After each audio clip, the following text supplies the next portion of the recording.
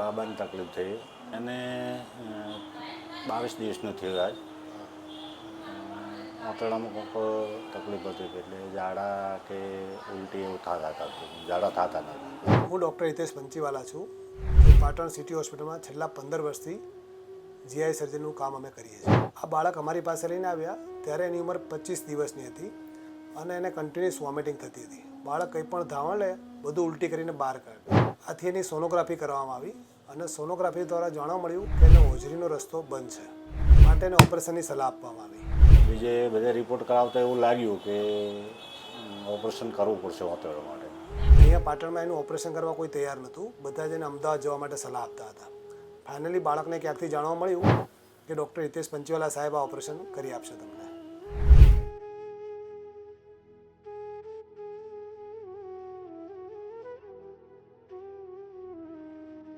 પછી અહીં આવ્યા સર જોડે સાહેબને મળ્યા બપોરે આજ વાત કરી આ રીતે છે થોડું કરવું હોય એવું કશું. સાહેબ કે હું કરી આલું વ્યવસ્થિત. હિતેશ પંચીવાલા સરનું કામ સારું લાગ્યું, પોતાનું કામ સારું છે ને રિઝલ્ટ સારું છે એટલે બાળકને અમારી પાસે લેતા આવ્યા. અમે આ બાળકનું ઓપરેશન કર્યું છે અને જે હોજરીનો રસ્તો બંધ હતો એને અમે ખોલ્યો છે. હવે એની ઉલટીનો પ્રોબ્લેમ સોલ્વ થઈ જશે.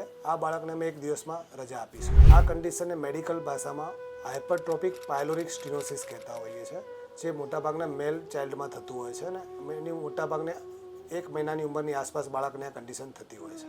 ઓપરેશનનું નામ પાયલોરોમાયોટોમી છે, જેમાં અમે મસલને બધા રિલીઝ કરતા હોઈએ છીએ. અમારા ત્યાં અમે 1 દિવસથી લઈ અને મોટા બાળકોના ઓપરેશન કરતા હોય છે.